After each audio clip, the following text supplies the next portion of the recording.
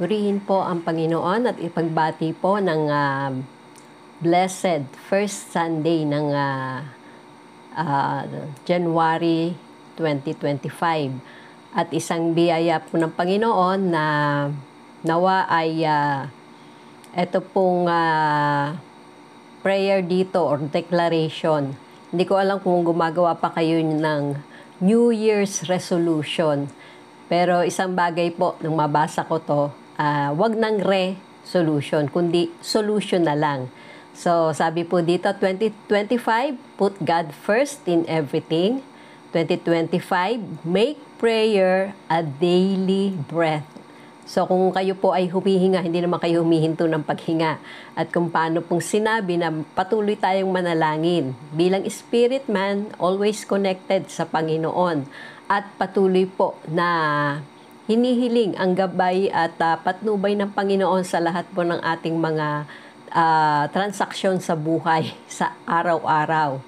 Then, 2025, read a passage of God's Word every day. Nawa po ay mag-increase yung ating bumoboto sa poll sa atin pong daily Bible reading. Hindi lamang po yun na para dumami yung makikita natin bumoboto sa poll, kundi yung pong maturity ng church, hindi po magmamature ang bawat isa sa atin kung hindi po natin uulit-ulitin taon-taon yung pagbabasa ng Word of God. At 2025, walk by faith, not by sight. Sabi ko nga po, yun pong from faith to faith ay patuloy po nating lalakaran ngayong taon na to. And 2025, trust the Lord with all your heart, with all your mind, and with all your strength. 2025, focus on Jesus, not the world. Marami pong ino-offer ang mundo. Pero sabi nga po nung last preaching natin ay yung if you have Jesus, you have everything. Kaya lang hindi lahat sa ating mga nakakakilala sa Kanya nakukuha yung everything na nais ng Panginoon na nasa atin. And 2025, always trust God's plan. Ano man po ang mangyari, ay alam po natin na ang Panginoon ang siya pa rin may control sa lahat ng bagay. At isang pinagpapasalamat ko po sa Panginoon na nung nabasa ko ang kanyang covenant na sinabi ng after ng flood, ay yun pong rainbow. Na every time na nakikita natin ay talagang maalala natin yung covenant ng Panginoon na hindi na niya sisirain ang mundo sa pamamagitan ng baha or ng tubig. Okay? At nawa po ay lagi nating paghandaan ang kanyang muling pagbabalik. Kasama po yon sa ating pinananampalatayanan na muling babalik si Jesus dito sa lupa. So, ngayong pong umaga, as you listen, pang 5th day na po ng January, na makita po natin na meron ng lumampas na taon at yun po ay ang 2024. Ang mensahe po ngayon ay binahagi po ni Dr. Myles Munroe at ito po ay isinare ni Pastor Wilbert na meron pong pasubali or paalala. Let's start 2025 with understanding and guided by this message. So, sa umaga pong ito ay patuloy na makita natin at patuloy na maunawaan natin yung the principles of redeeming time.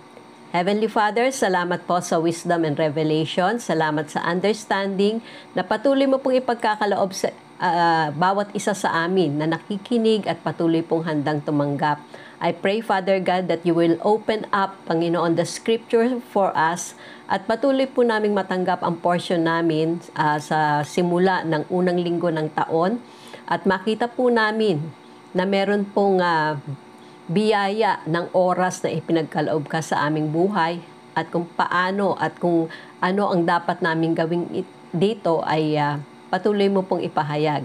Salamat po, aming Ama sa Langit, at salamat, Banal na Espiritu, sa wisdom and understanding na ipagkakaloob mo po sa nakikita mong with a humble heart na tatanggap po at patuloy na mag-aaral sa iyong mga salita sa pangalan ni Jesus.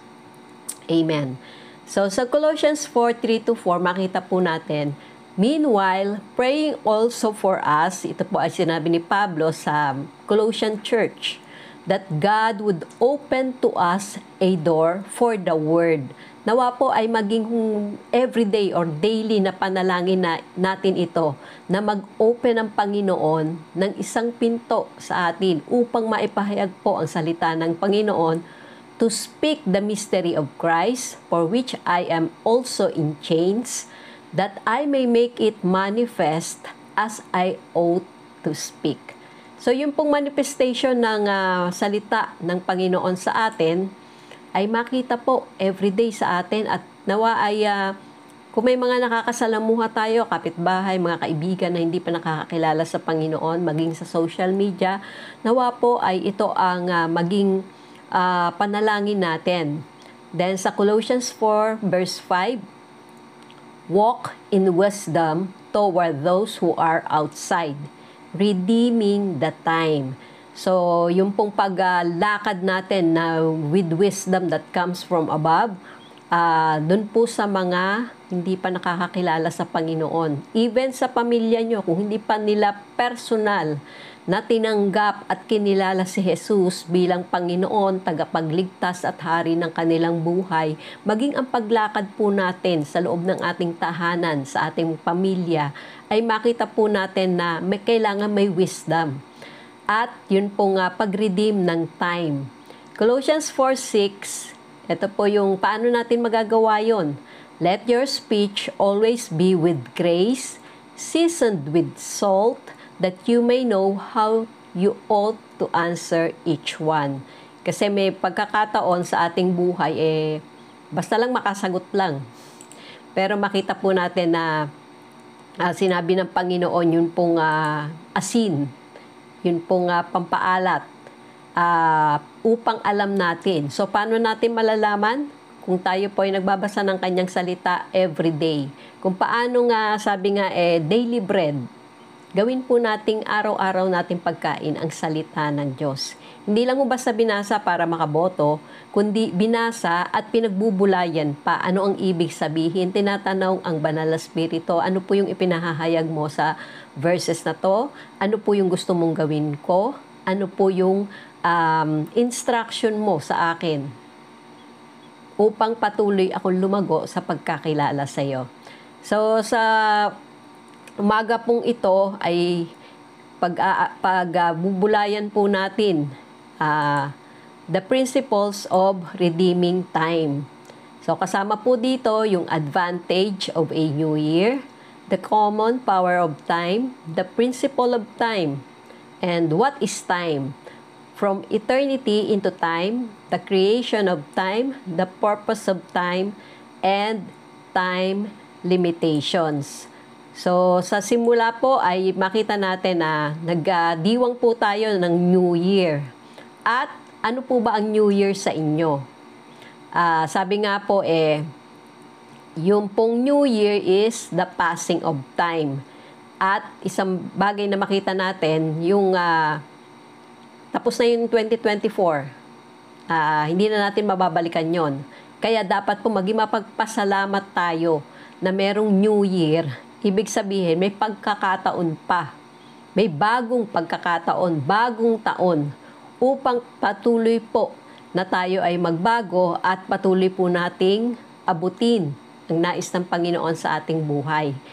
So, a new year is an opportunity to redefine your priorities. Siyempre, marami tayong priorities sa buhay. Pero, i-define natin or i-redefine. Kumbaga, may definition na tayo ano ba yung priority natin. Pero, kailangan nating may oportunidad tayo ngayong taon upang i-redefine ang ating priority. Baka hindi na updated or baka hindi na necessary or essential yung priority natin 10 years ago. Okay? A new year is an opportunity to refine your purpose.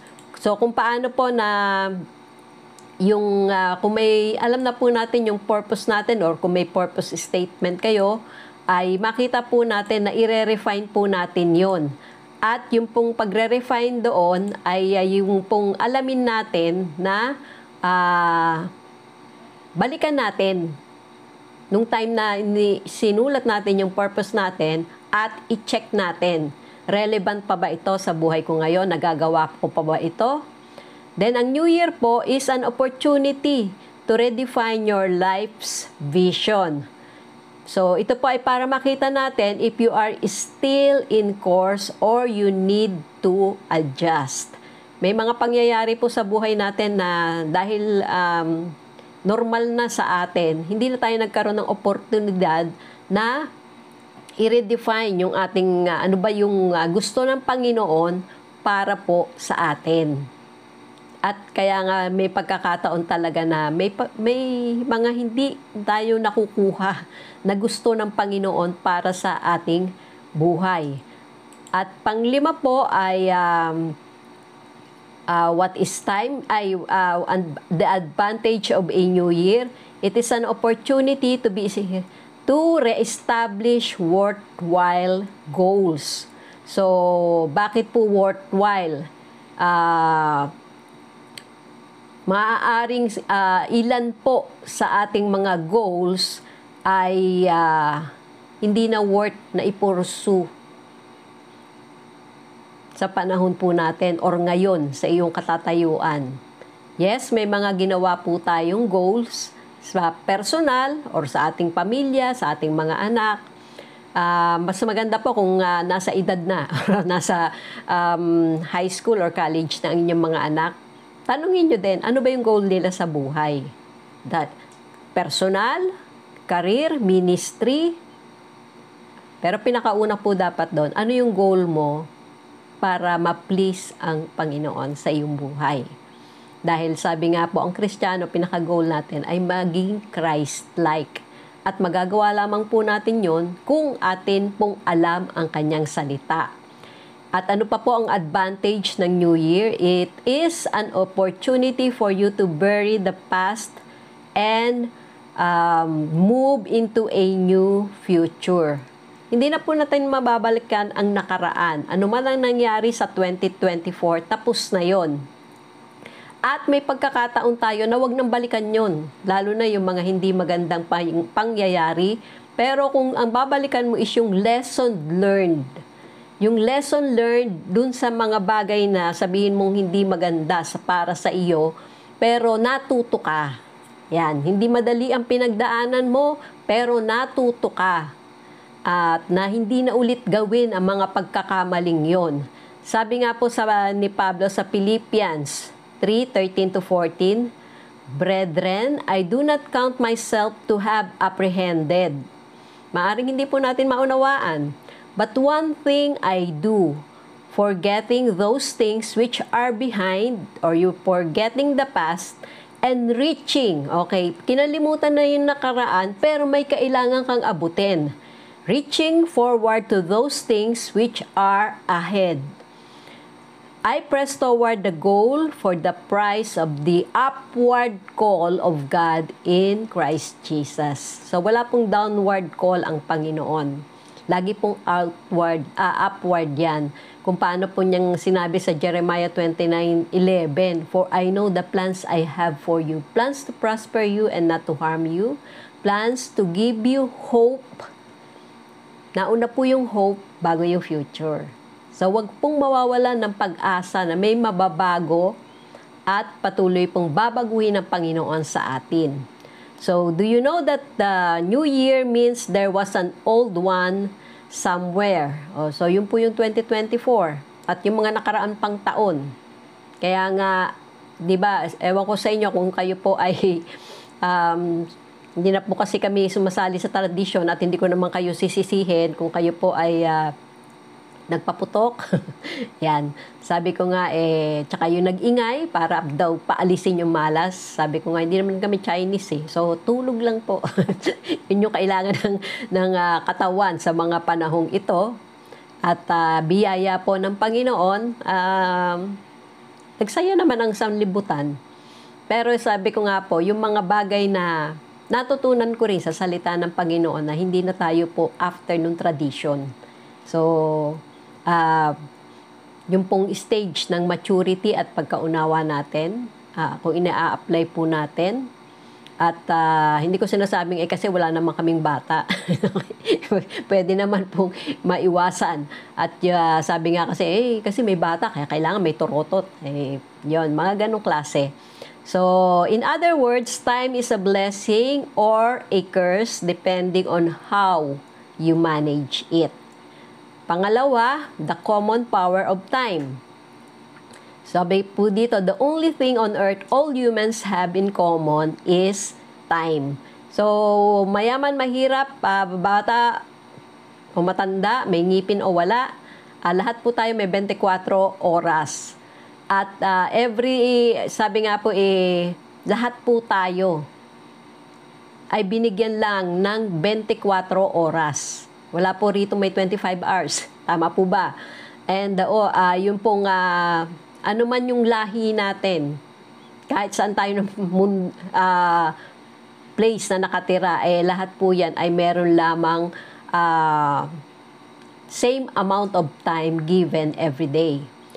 Pangalawa, what you are and what you become depends on how you use your time. Sino ka man ngayon or ano ka man ngayon, ano man yung naabot mo o hindi mo pa naabot, depende yon dun sa paggamit mo ng time, ng iyong oras. Ano ba, nasasayang bang oras? So, saan mo ini-spend? Magkaroon din kayo ng evaluation sa inyong sarili. Saan ko ba ini-spend ang mas malaking oras ko nung 2024? Kaya ako naririto ngayon. No, syempre, yung mga mag-aaral na nag-spend ang mas mahabang oras sa pag-aaral at hindi po yung paglalaro sa gadget, hindi yung pagbabrowse ng kung ano-ano, at kayo po ay may achievements, ayan, na makikita nyo na nagbunga yung inyong pinaglaanan ng tamang oras. Okay? Kasi meron namang oras, may malibang oras. Maling oras ng paggamit. Isang bagay nga po, hindi po natin mapipigilan ng isang araw. At yun pong isang araw at isang oras ay hindi po natin mapipigilan. They have no respect for you, but you can control how it will be used. Yes, hindi po natin maiiwasan na lumipas ang oras. Hindi po natin mapipigilan yan. Kahit tanggalin mo pa yung battery ng iyong relo, ay magtutuloy-tuloy pa rin ang oras dito sa mundo. Or makita po natin, even though it is unstoppable, it is controllable. And what you do with it determines what you become. Okay? So, yung po mga bagay na pinaglalaanan natin ng ating oras, hindi po natin mapipigilan ng oras ng pagtanda. Pero bago ba tumanda, pinaghandaan na natin to. Kasama po doon sa aking pinaghahandaan na dahil medyo nagkakaedad na, yung mga bagay na gagamitin ko, yung hindi na rin ako mahihirapan. Okay? Yung pagyuko-yuko, so, mga plano-plano po. Dahil yung pagtanda naman, kasama sa buhay yan. Sayang, kung hindi nagkasala si Adan noon, di sana mahaba pa yung ating buhay. Pero tapos na yun Nagkasala na, niredeem na tayo ng Panginoon. So, kasama pa rin doon na inaani natin yung pong pagtanda ng ating katawan. At yun pong kasama na doon na paghandaan po natin. So, yun pong ano yung gusto mong maging. Yan. Hindi lang po sa mga bata. Minsan nga, mas wala pang kaisipan or yung tamang pananaw ang mga bata kung anong gustong maging. Lalo na po kung hindi nagagabayan ng mga magulang at lalo na kung ang pananaw nila, lalo na po dun sa mga may kaya, hindi naman mauubos ang kayamanan. Hindi po totoo yan. Totoo yan? Hindi po totoo yan sa lahat. Pero totoo yan kung alam mo pong i-manage at naipasa sa iyo ng iyong mga magulang yung kanilang hirap, sakripisyong ginawa para makarating sila at para makapagsimula ka sa mas mataas na antas ng pamumuhay. So, all of us have different heights. Even yung timbang, sino po ba yung mga nadagdagan ng timbang? At yung pong ating kulay, yung totoong kulay hindi yun dahil sa paggamit ng mga whitening soap. Yun pong atin pong economic status or strata and different families, different ethnic backgrounds, and different culture. Pero isang bagay po na makita natin, sa 7.2 billion people on earth is time. So, hindi po tayo nagkakaiba-iba doon. Ano man ang mga differences natin. So, isang tanong lang po, masasabi nyo ba honestly sa inyong sarili na yung pong year 2024 ay ginamit mo ang iyong oras effectively? Do you think about time a lot? Because time is life. So, how do we see New Year and what is New Year to you? Yun pong principle of time. Time is life. And what you have become is totally dependent on how you use your time. Pangalawa, life is defined by time. Yun pong, pag tinanong po tayo, ilang taong ka na? Yung iba po offended. Sabi nga pag babae raw ang tinanong mo ng ilang taong ka na, sorry po, hindi po ako offended. At bagamat nagkakamali po ako ng pagsasabi kung ilang taon na ako, pero 2 years na lang po ay magsisenior na ako at ikinagagalak ko po yun. So, yun pong, pag tinanong po tayo, ilang taong ka na, ang tinatanong po doon is, what is your life? And you would say, ano po yung sasabihin nyo? How old are you? My life is 30 years old. My life is 58 years old. My life is 15 years old. So, we define life by time. Pangatlo, life is measured by time. Yun pong sinusukat ang ating buhay sa pamamagitan po ng oras. So, we measure in the terms of time. Life is measured by time. Because life is determined by what we do with time. Kaya nga po yung nasayang na oras, hindi na natin mababalikan. Kaya nga po sinabi ni Pablo yung pagkalimot sa mga nakaraan. Hindi mo na mababalikan mga pagkakamaling nagawa mo, yung mga pagkatisod, yung mga maling kaunawaan, maling pananalita. Pero yung time mo ngayon, pwede mong isaayos yun. Pwede kang humingi ng tawad doon sa napagsalitaan mo ng hindi maganda. Pwedeng humingi ka ng pangunawa doon sa sinabi mong hindi niya naintindihan at hindi mo rin naintindihan. Di ba meron pong ganon? Basta lang makapagsalita ka ng hindi ka nag-iisip bago mo buksan yung iyong bibig. Kaya nga, di ba even sa ating modernong panahon na think before you click. Para po maiwasan din ang pag-aaway sa social media.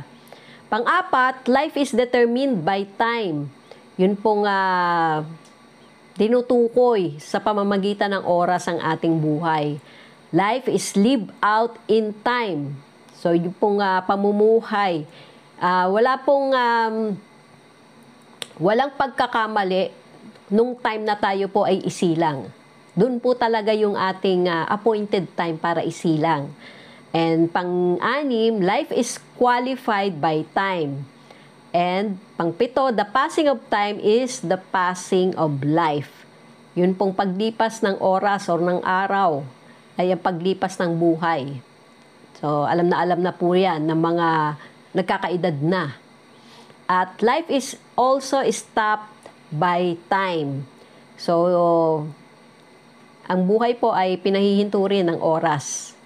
So, when you die, time stops. When you die, you move out of time into what they call eternity.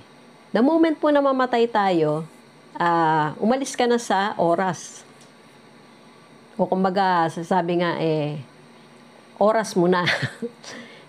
At makita po natin na yun pong ating buhay, yun pong in essence, sabi nga po, yung nature or quality of something, yun pong intrinsic nature ng time, indispensable, yun pong something abstract. Hindi po natin ma-determine yung karakter. Hindi natin ma-determine kailan ba tayo kukunin ng Panginoon. Kailan ba yung nakatakdang buhay at araw ng Lord. Pero makikita po natin mamaya. That is life, living time.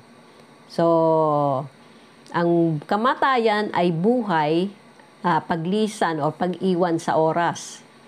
And time is temporary, life is eternal. Sabi nga po, yung pong, ang Panginoon ay hindi nakatira sa, or hindi po siya bound sa time. Pero tayo po ay binigyan lang niya ng sapat na oras upang gawin ang kanyang kalooban sa ating buhay. So, we have to cross line another period of what we call time. We call it a new year. Kaya nga po, kung paanong sinabi na bagong bansa, bagong galaw sa bagong lipunan, magbabago ang lahat tungo sa pag-unlad. Okay? Ating itanghal, bagong lipunan. So, lagi po pag may bago, meron ng luma. Tama po ba? At yun pong makita natin na temporary lang ang time. Even yung pamumuhay natin dito sa mundo, temporary lang. Kaya make the most out of it na magawa natin ang kalooban ng Panginoon. Pero ang buhay po is eternal. Kaya po, every time na lumilipas po ang taon, makita natin, mini-measure po natin yung ating time because a year is the passing of time in our cultures. Pang-apat, what is time? We were put in time to live a portion of life. Tayo po ay inilagay sa oras para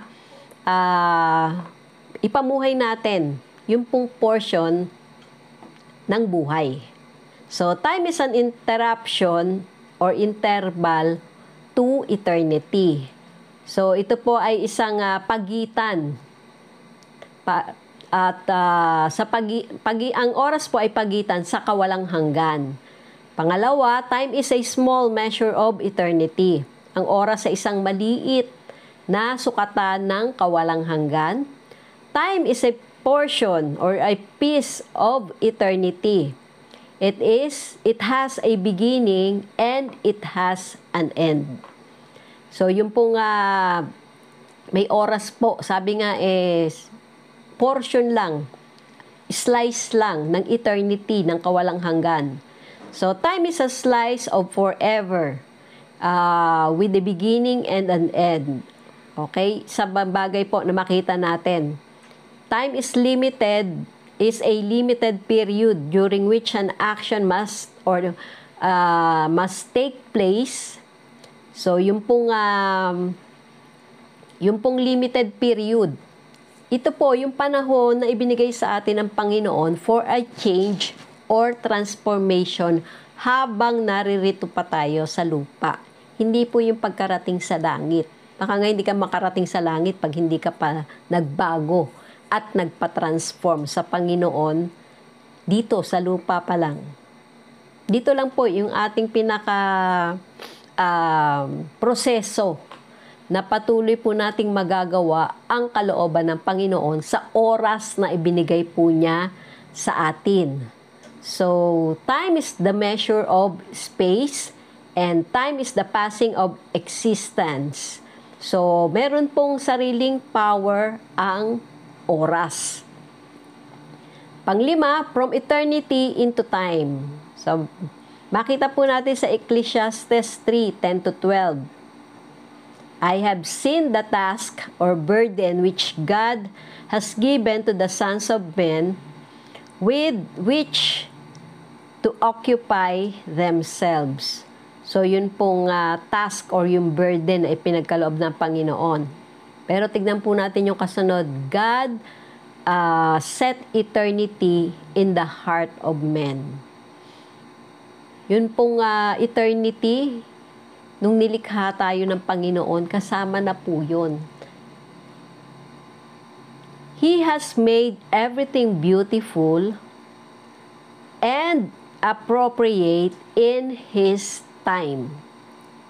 He has also planted eternity, a sense of divine purpose in the human heart, a mysterious longing which nothing under the sun can satisfy except God. Yet, man cannot find out or comprehend, grasp what God has done, His overall plan from the beginning to the end. Yan po ay sa Amplified Version. So makita po natin, ito pong God has made everything beautiful. Ibig sabihin po ng beautiful sa Hebrew word ay yung pong maturity or yung pag-mature. So kaya po makita natin na yung lahat ng mga bagay, everything nga mga pangyayari, ay patuloy pong ginagawang mabuti ng Panginoon. Maaaring sa tingin natin sa una pangit, mahirap, hindi mo kaya. Kaya nga ang Lord ang nagbibigay ng kakayanan sa iyo para patuloy ka maka-cross over, to take over. At sabi nga po God matures everything in His time.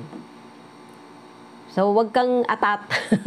Wag kang atat. Wag kang nagmamadali. Pero wag ka naman nagmamabagal din para ikaw ay mag-mature sa pagkakilala sa Panginoon. Mas maganda nga, mas maaga kilala mo na agad ang Panginoon Si Dr. Miles Monroe ay 16 years old po siya. Ay talagang yung paggamit niya sa kanyang oras, sabi nga niya, yung iba aaksaya lang ng oras sa kwentuhan. Even po yung pakikipag-meet niya sa mga tao. Tinatanong muna niya, anong purpose? Bakit gusto mo akong makausap? Bakit gusto mo akong puntahan? At kung hindi naman po makakatulong sa iyo o sa akin, yung pagpunta mo, bakit ba tayo magkikita?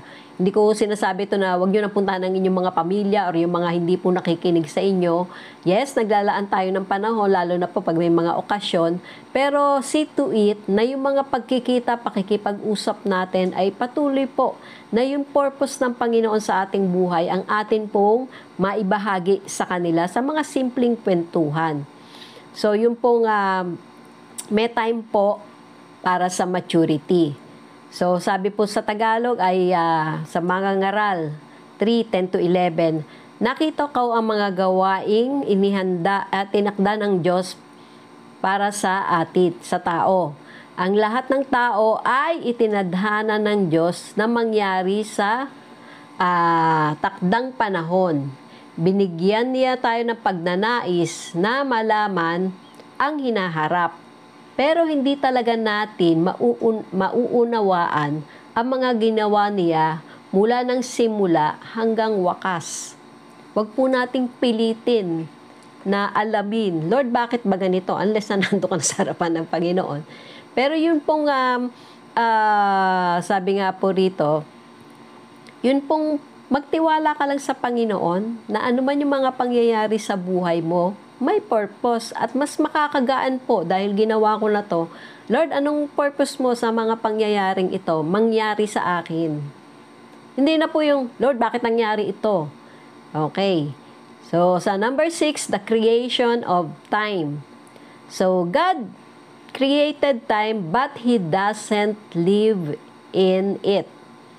And therefore, when God speaks to us, we got to be careful. Naririnig niyo pa ba na nangungusap ang Panginoon sa inyo? Hindi, gusto ko audible voice. Kung yung mga mensahero yung mga nagpipreach ng kanyang word na alam mo namang totoo ang pinipreach base sa Biblia at hindi po yung sariling opinion lang ng tao, hindi ko sinasabing hindi mangungusap sa iyo ang Panginoon. Pero yun pong attitude natin ng pagtanggap. Sino ba yung nagsasalita? Sino ba yung every time na nagtitipon tayo, kaya nga sabi, di ba, huwag pabayaan ang mga pagtitipon. Kaya po, second hanggang fourth Sunday ay on-site ho tayo. Makita po natin na nais ng Panginoon na patuloy na mangusap sa atin. Kung hindi kayo nagbabasa ng Biblia, paano mangungusap ang Panginoon sa iyo? Kaya po yun, lagi nyo narinig sa akin, baka religion lang ang meron ka, hindi yun talagang relationship mo sa Panginoon. Kasi kung mahal mo ang isang tao, gagawa ka ng paraan upang maipakita mo gaano mo siya kamahal. At kasama doon yung aksyon. Yung pagbubukas lang ng Biblia, aksyon na yon. Yung pagda-download mo lang ng apps, Bible apps sa iyong cellphone para magbasa. Hindi after mo mag-browse sa iba. Isang act na ng pagmamahal mo sa Panginoon. Yung lagi kang nakikipag-communicate sa Kanya, ano man yung ginagawa mo. Spirit to spirit communication sa Panginoon. Hindi po mahirap gawin. At iisa lang po ang Holy Spirit na nasa atin. So, paano lang yung pag-acknowledge natin? Paano lang yung kauhawan na ating nararamdaman? So, God lives in forever. At yun pong, pero tayo po ay patuloy niyang inilagay sa oras. Mahirap po kasi na patuloy na tayo po ay mahirap pong mamuhay sa eternity. At yun pong bagay na atin pong patuloy na makita ay nais ng Panginoon ipahayag po sa atin. He designed time to make life easier for us. Bakit po? God created time to give a place of eternity, a measure, and He put us in it. And God created the time for us to live in it so that we could experience relief from eternity. Wow! Relief from eternity? So, if you live in eternity, it is a tough place to live. Tough. Mahirap. God told Adam not to touch the tree of life. And when Adam sinned, the first thing that God did was kick him out of the garden, and God put a cherubim and a flaming fire to protect the tree of life. Bakit po? If Adam had got to that tree after he sinned, ano po mangyayari sa atin? We would be without hope, because if you make a mistake in eternity, it's an eternal mistake. Kaya nga po kung ano man yung pagkakamaling nagawa natin dito sa lupa, habang tayo ay nabubuhay, may pagkakataon pa upang maitama natin. Huwag na po nating antayin na tayo ay mapapunta sa eternity na may dala-dalang kasalanan. Kasi yung eternity po, dalawa ang pagpipilian nyo. Sa piling ng Panginoon sa langit o sa kawalang hanggan sa nakasama si Satanas at ang kanyang mga alipores. So kung nangungusap po ang Panginoon sa inyo, mga pagkakamaling nagawa, wala naman sa ating walang kasalanan eh. Pero makita po natin, mismong ang Ama ang nagbigay ng kaparaanan para hindi tayo manatili na naandun sa lugmok na kalagayan ng kasalanan.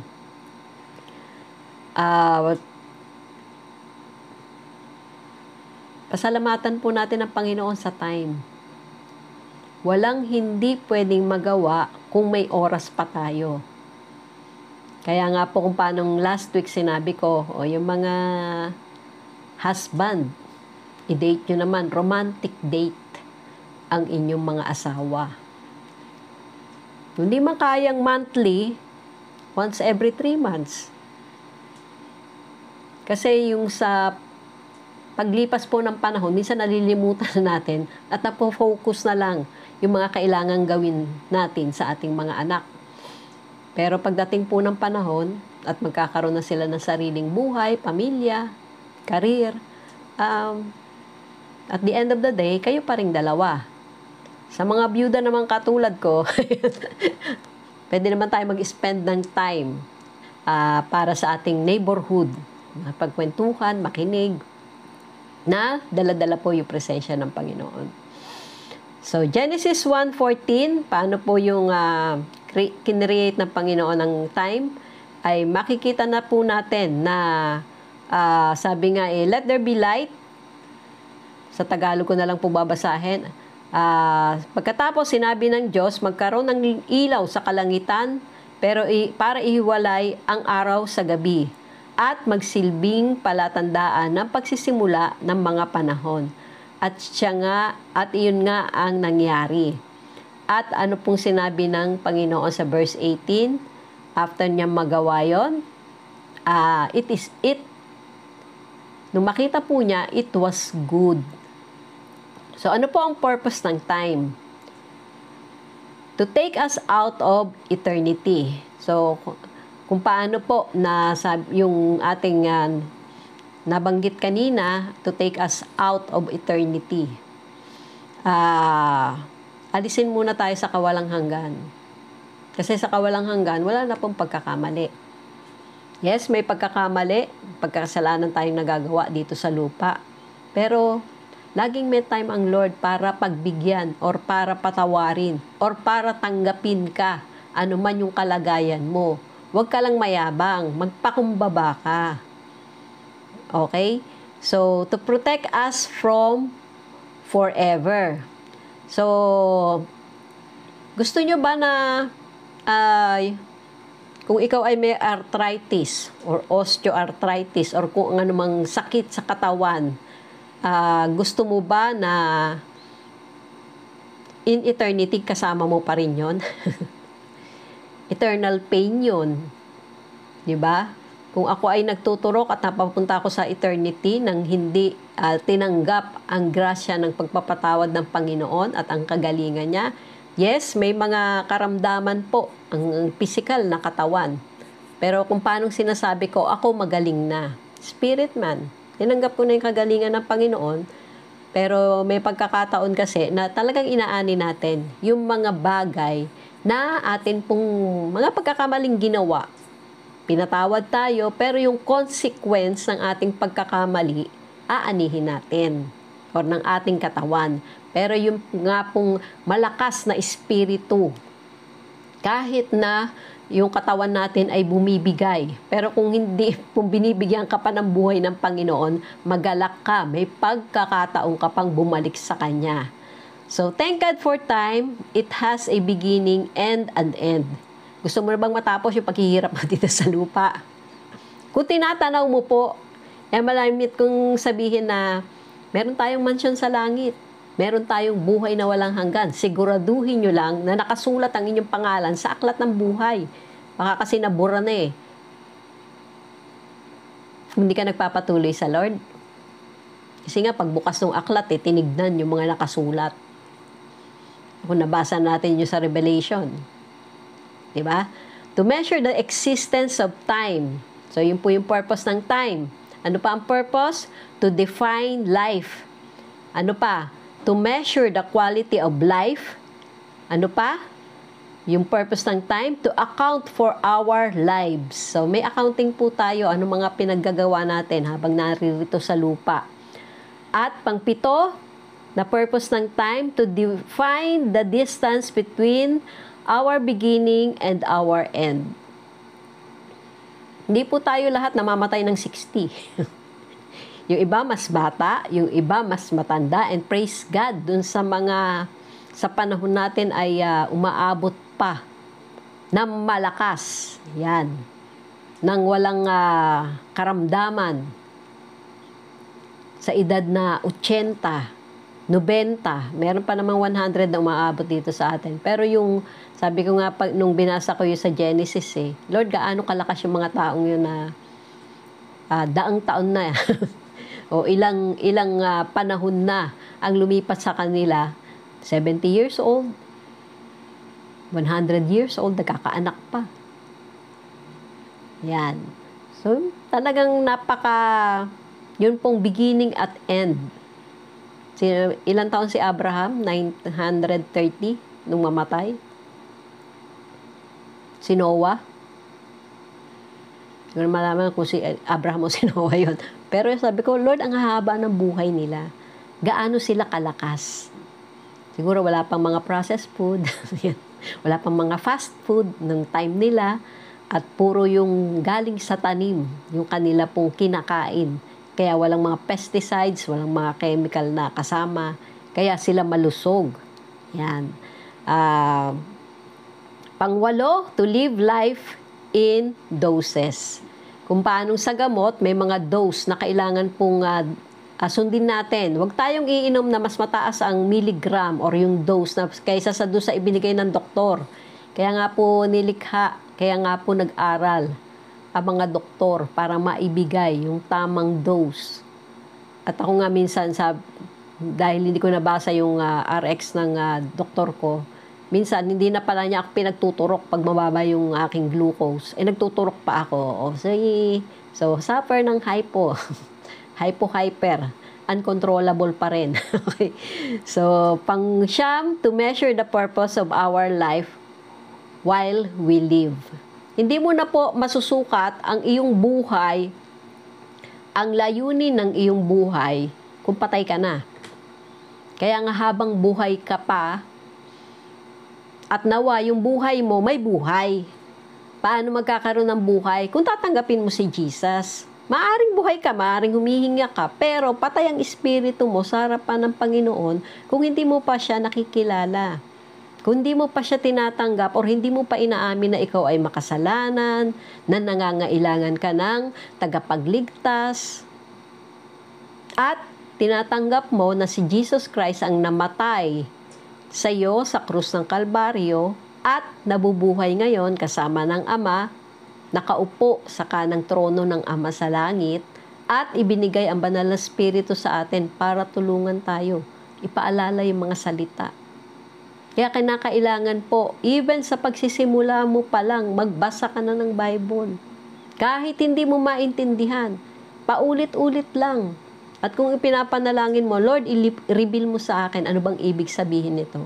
Hindi magkakait ang Panginoon na i-reveal ang kanyang sarili sa iyo. Pangwalo, may limitation po ang time. Sabi po sa Job 14, 5 to 6, a person's day are determined. You have disclosed the number of his months and have set limits he cannot exceed. So yun pong since his days are determined, the number of his months is with you, you have appointed his limits so that he cannot pass. Okay? So, yun po yung pong makita natin. Determinado na po kung hanggang kailan tayo mabubuhay dito.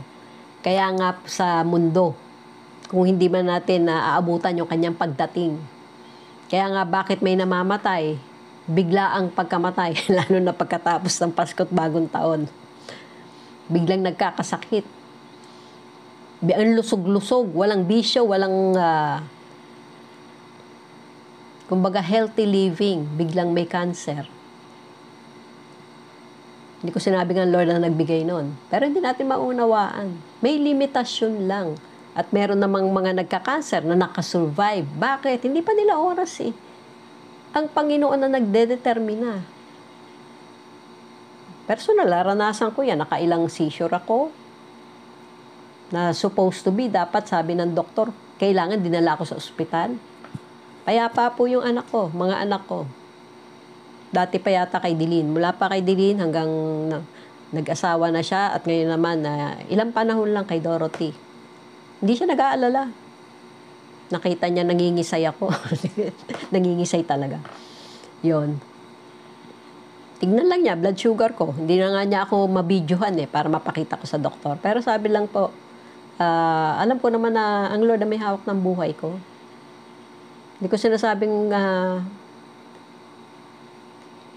wag mong katakutan ng kamatayan. Pero kung maaari, wag nating katakutan ng kamatayan. Lalo na kung alam natin na, sabi nga ang kamatayan, separation lang.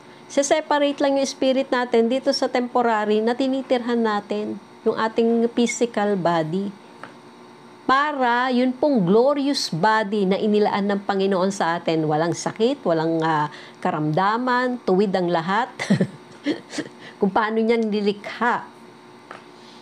Yun naman yung atin na talagang state nung nilikha ng Diyos ang tao.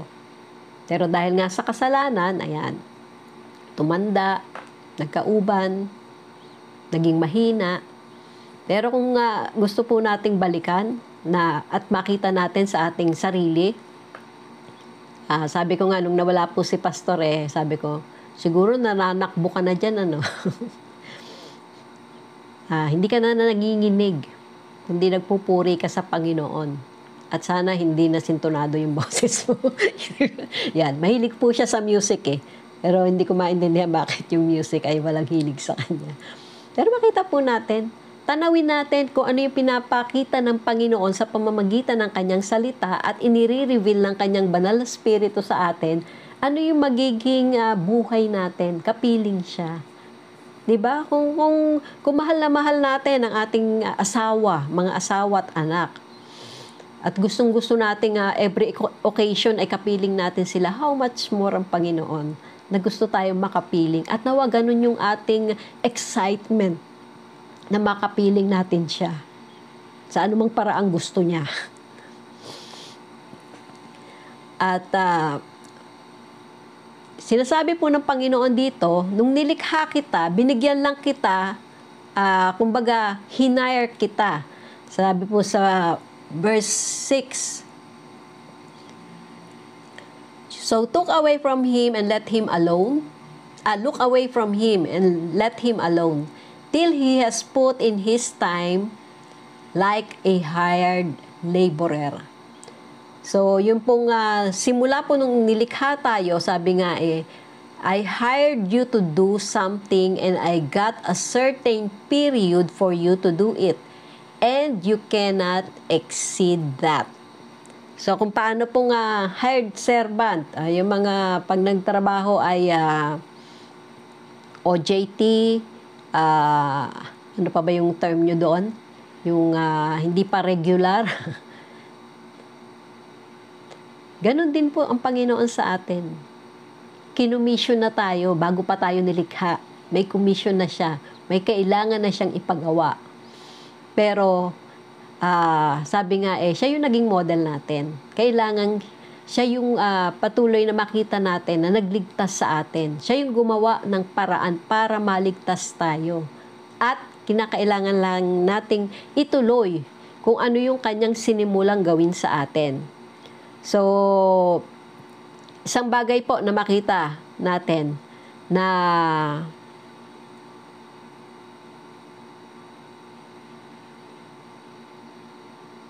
maging goal natin ngayon 2025.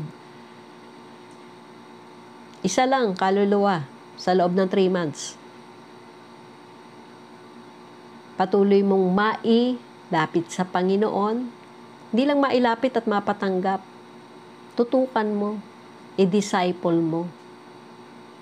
Huwag niyong ikatwiran wala naman kasi tayong church building Bahala ang Lord dyan. Basta gawin natin kung ano yung pinapagawa niya sa atin. Kung ano yung ipinababahala niya sa atin. As a church, tayo po yung kanyang inaasahan dito sa lupa. Sabi po nga sa verse 7 din, sa Job 14:7, for there is hope for a tree if it is cut down, that it will sprout again, and that the shoots of it will not cease nor fail.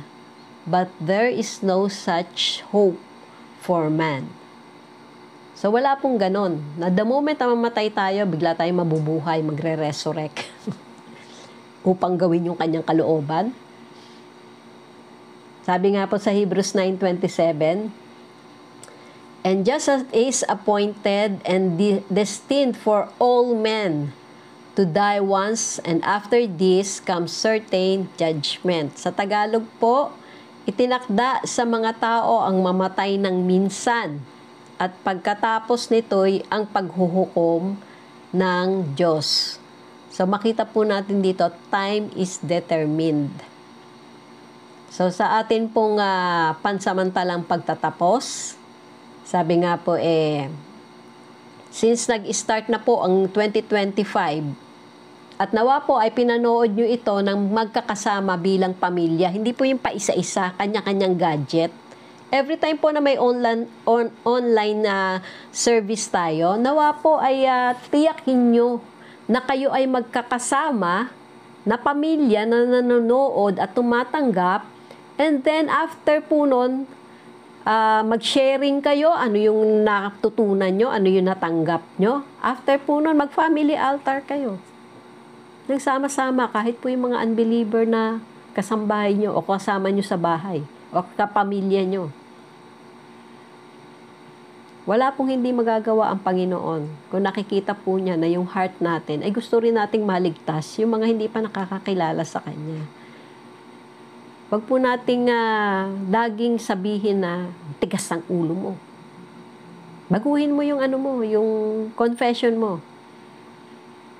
Matigas ang ulo mo ngayon, pero mababago ka. Hindi naman lalambot din yung ulo mo, hindi patuloy ka rin susunod sa Panginoon. So, ito po yung mga question na i-discuss nyo sa inyong pamilya. Share the truth you receive in this message. What are you going to do in the next 12 months? Kung mga medyo bata pa po, edi 3 months nyo muna. Pero makita po nila, may tinatanaw na sila para sa buong taon. What changes do you think should take place in your life, and do you have an action plan on how to achieve it? Kailangan kasi sa isang tao, makita mo muna, ay kailangan kong mabago ito. Itong area na to, ito yung weakness ko. Papalitan ko ito ng strength. Sabi nga po kung sino man tayo ngayon, dahil din doon sa mga desisyon na ating ginawa, pinili mong maging ganyan. Kung hindi maganda, pwede mo ring piliin na huwag maging ganyan. Kung bilanggo ka ng kasalanan, pwede ka namang kumawala sa kasalanan. At kung ikaw man ay nanghihina sa iyong buhay Kristiyano dahil nakalimutan mo ang Panginoon, pwede ka namang bumalik sa Kanya, tatanggapin ka niya. So, wala pong itinataboy ang Panginoon. Minahal nga po niya lahat ng tao. So, tayo pong lahat ay sama-samang manalangin. Heavenly Father, salamat po sa buhay ng mga kapamilya. Salamat po sa buhay, Panginoon, ng iyong mga anak na totoong nakakilala sa iyo. Dalangin ko po, Panginoon, na patuloy na magawa namin ang iyong kalooban sa pag-abot sa mga hindi pa nakakakilala sa iyo. Huwag po naming sayangin ang aming oras na hindi nagagawa ang iyong kalooban sa araw-araw. Thank you, Lord. Strengthen your church. Salamat po. Nababalikan mo ang isang iglesia na walang kulubot, matatag, Panginoon, at patuloy mong nakikita na ginagawa ang iyong kalooban. Thank you for the grace for us upang patuloy pong abutin ang mga hindi pa nakakakilala sa iyo. Magmahal kung paano kang nagmahal, at patuloy, Lord, na isuko ang lahat ng aming mga kahinaan upang mapalitan ito ng kalakasan nagmumula sa iyo. Pagpalain mo po ang bawat isang susunod ng kanilang pamilya. Pagpalain mo ang mga mag-o-honor sa iyo sa unang linggo, Panginoon, ng 2025. Ikaw po ang patuloy na nakikita namin at patuloy na pinananampalatayan na yung kingdom keys and kingdom favor ay patuloy po magmamanifest sa buhay ng bawat isang nagmamahal, sumusunod, at patuloy pong minamahal ka, Panginoon. Patuloy na nais, Panginoon, na mabigyang pleasure ka sa buhay. Every day, anuman, Panginoon, ang task na ipinagkaloob mo po sa bawat isa sa amin. Pinupurit, pinapasalamatan ka namin, Panginoon, at isang biyaya po na nakilala ka namin at patuloy kang nagpapakilala sa amin. Sa pangalan ng Ama, ng Anak, at ng Espiritu Santo. Pagpalain po kayo ng Panginoon at patuloy na ipamuhay ang kanyang salita sa limitadong oras na ipinagkaloob niya sa atin.